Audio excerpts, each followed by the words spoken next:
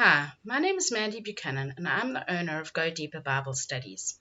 And in this series, we are having a look at the Gospel in the stars and how the stars foretell Christ and what it means. And in today's video, particularly, we are going to be having a look at the sign of Cancer and its prophetic meaning. Now, the sign of Cancer is one sign that the devil really has distorted in his attempts to stop people learning the truth in the gospel in the stars. But fortunately, we can still see what God's original intent for these stars were when we look at the decans in Cancer, as well as the old star names. And there we can see what God wanted to tell us through the constellation of Cancer. In the Dendera zodiac, the sign is called Clario, which interpreted means the cattle folds. And in Arabic, its name is Al-Sartan, which means who holds or binds.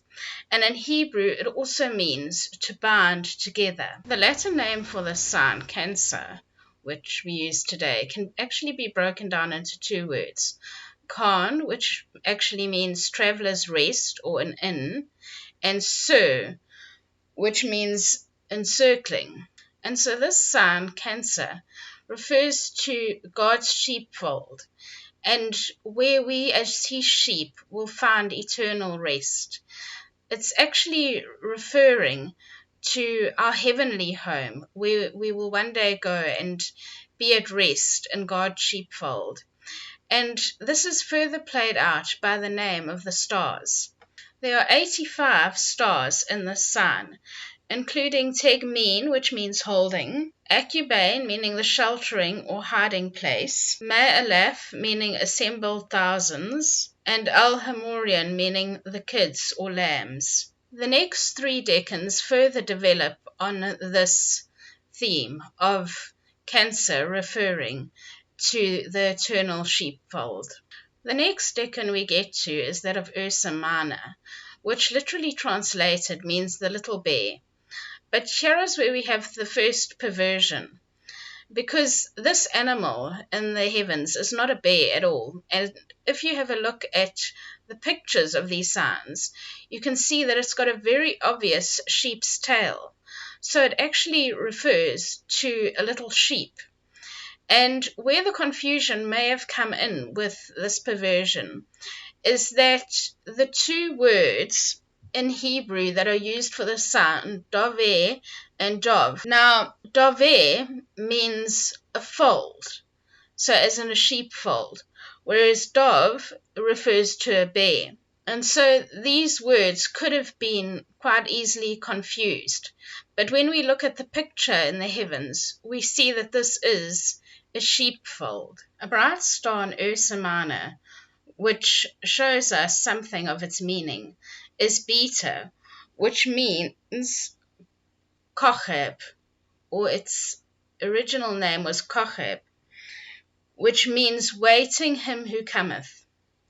Other stars include Al-Fukadian in Arabic, which means the calves, the young, or the redeemed assembly. Al-Gedi means the kid. Al-Qaid means the assembled. And there's another star, Arcas, which means, according to one interpreter, a traveling company. Or another one calls it the stronghold of the saved. And so we see here that, again, we have the picture of a stronghold or sheepfold where God's sheep can find rest. And this is the lesser fold. It is those who came before Christ and who still believed in him and believed that he was going to come. And in the next decan, Ursa Major, we see the church and the greater fold as it has been since Christ has come. The big bear, or Ursa Major, is mentioned in Job 38, verse 32. Reading from the NIV, Can you bring forth the constellations in their seasons, or lead out the bear with its cubs? And this bear that is referred to here is Ursa Major. And in Arabic, it was known as al-Naish, which means assembled, as in assembled together as a flock. The brightest star is Dubhe, which means a herd of animals, or a flock. The second star, Merech, in Hebrew means the flock, and in Arabic means purchased. And the star Gamma is called Theta, which means numbered, as in a flock. Other stars in the sun include Al-Alcola, which means the sheepfold, Sabd al-Asad, which means multitude or many assembled, Inaish, meaning the assembled, Megres, meaning separated, as in the sheep separated in the fold, and Al-Kafra, meaning covered or protected. And this great gathering that is described in Ursa Major is also described in Ezekiel 34 verses 12 to 16. It says, "As a shepherd looks after his sheep when he is with them, so will I look after my sheep. I will rescue them from all the places where they were scattered on a day of clouds and darkness. I will bring them out from the nations and gather them from the countries, and I will bring them into their own land. I will pasture them on the mountains of Israel, in the ravines and in all the settlements of the land. I will tend them in good pasture, and the mountain heights of Israel will be their grazing land. There they will lie down in good grazing land, and there they will feed in a rich pasture on the mountains of Israel. I myself will tend my sheep, and have them lie down, declares the Lord.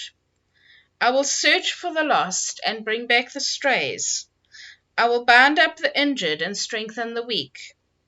But the sleek and the strong I will destroy. I will shepherd the flock with justice." The last decan that we come to in the sign of Cancer is that of Argo, which means the ship.